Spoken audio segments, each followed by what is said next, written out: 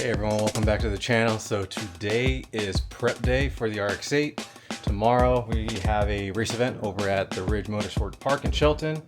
And we have a ton of stuff to do on the RX-8. We got rear diff, transmission, oil, air filter, brakes, pads, rotors, brake lines, fluid flush. So kind of an interesting placement for the fill and drain plug, because you got to stick an extension and breaker bar through here. The fill's a 23, and then this is a tight fit right here for the drain, and that's a 24 mil. So yeah, kind of interesting, a little different from the FC and FD. All the stuff that I'm buying for the RX-8, you can definitely get the cheaper alternative. But for the diff, I am going with some Motul. The 300 LS is the 75W90. I got these bad boys from Racecentric. Little plug here.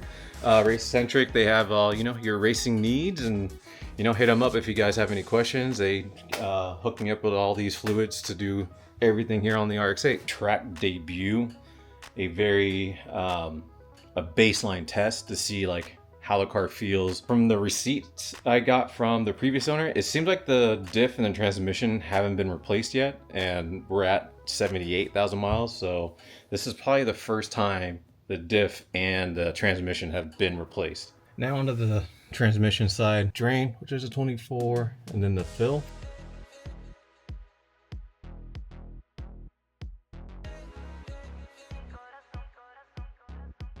Yeah, I'm making a fat mess down there. For the transmission, I am going with Gear 300 LS, LS standing for limited slip for the differential. And then I'm going with just a normal Gear 300 75W90 for the transmission. We got the diff, transmission done. Now we're gonna do the oil change. And for the oil, I go with renewable lubricants. I said it once before, I'll say it again. If this works for Kyle Mohan, it'll definitely work for this car. But for HPDE, I would do a 20W50, but since it's still kind of cold right now in Washington, I'm going with a 5W40. And just having that extra viscosity will, if I'm hot lapping, will definitely protect the car. And yeah, renewable lubricants is the way to go. Fun fact about the Series 2 RX-8, there is no oil pedestal, oil filter on the top like your typical FD, FCs, and Series 1 RX-8. It is actually down at the bottom of the car, and I'll show you where it is. On Series 2 RX-8s, they actually sit on the front cover of the rotor housing. So fun fact about the Series 2 RX-8. For the 09 R3 RX-8s, they take about 4.5 quarts to fill. I'm actually gonna go half a quart over. Oil is gonna slosh one way or the other. So I just want there to be ample oil so the sump can pick it up and I don't run into any issues. Okay, so still doing the track prep stuff, but I think I'm gonna take it one step further. 78,000 miles on this car. There's no record of the coil packs being placed, so I'm gonna go ahead and replace them. I'm gonna replace them with Black Halo Racing coil packs. Everything that I hear on the forums is that is like the go-to coil pack upgrade. So I end up getting their newest gen coil packs. I'm in the middle of the installation. I was gonna do that for another video, but I think I'm just gonna include it in this, and I'm gonna show you guys how to replace those coil packs. So as you guys can see, air box is gone, disconnected the battery cable. There's these little solenoid in the back of the air filter. It actually connects, that cylinder piece connects here, and then the solenoid is attached to this bracket with a 10 millimeter bolt. Now I have all 4 coil packs visible, and pretty simple that they're on the same bracket. And fortunately with the Black Halo Racing coil packs, they install just like factory. So you just pretty much get rid of these one by one, disconnect the connectors. They're attached to the bracket with a 10 mil bolt, or excuse me, nut, and just pretty much do this in reverse order.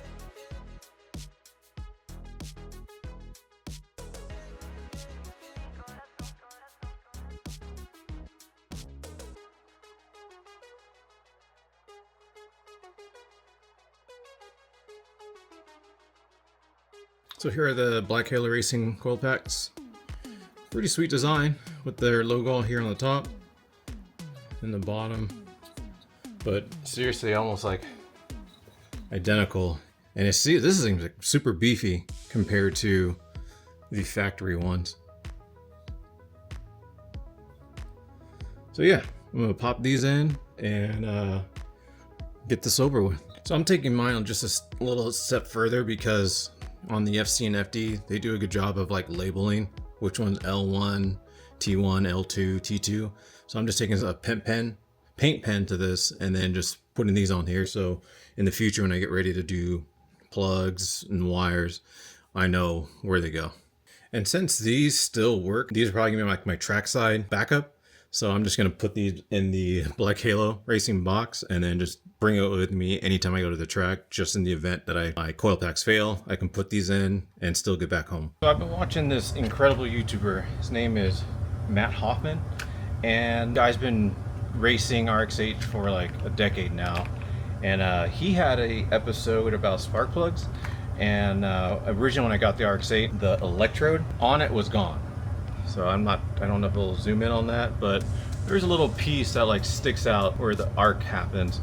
So on FDs and FCs, they don't have that. It's just flat with like the cross hash. And when it was past RX-8s, the electrode was gone. And I resonated with that because like I said, when I first did the spark plugs on this car, it was gone. I'm just like, oh my gosh, that is just bouncing around in the rotor housing, like creating havoc. And so he recommended to, under high stress, like racing applications, that there's so much heat that happens that it just melts the electrode off. So he recommended to do quarter plugs. And I actually took his advice. I ended up getting what he recommended was the R6601 TAC 10 for the leadings. So originally the leadings are a 7 heat range. This is a 10 heat range, so much colder. Yeah, compared to that. I'm gonna see if these will get in there, if I can keep. And also, yeah, there's no electrode. Zooming in, sorry about that. But yeah, I'm gonna try these out and see if I can save my engine from burning up another electrode down the road. So yeah, Matt, if you're watching this, you're the GOAT, man. Thank you so much. So for brakes, I went with, the casual power stop pads and power stop rotors. And then for the brake lines, I went with the tried and true Goodrich brake lines. And yeah, for these, I had real good success with these on the FD, so I'm really excited to put these on the RX-8. All right, so big letdown. I think I'm gonna need a caliper rebuild, because I tried to spin the piston back, and you can see how the boot is just all jacked up, and it's actually like kind of stiff. So a little troublesome for tomorrow's event, but the show must go on. So I think what I'm just gonna do is on the other side, it's probably gonna be the same thing. I'll check, but I'm just probably gonna do the brake lines. Maybe I can do the front rotors and pads and then the lines as well, but we'll see. Very disappointing because it could really end my day quickly tomorrow, but it is what it is. Brakes didn't go as planned. It's almost 4 and the calipers and brake pads are still the same. I ran into an issue where all the calipers have to get rebuilt. Front, it's frozen. So I'm stuck with that. So pretty much I got to get all new calipers for this car. Yeah, it just sucks because my event's in a couple hours. Everything else got done. Diff, trans, oil change, BNR coils, new air filter. Some accomplishment to get the car on the ground and then load her up for the event, and yeah, see how everything goes. I hope you guys enjoyed this. It's definitely being on a business trip and then coming home the day before a track event, trying to get the car ready is not fun. So, but with that being said, I hope you guys enjoyed the video. I'll see you guys at the track.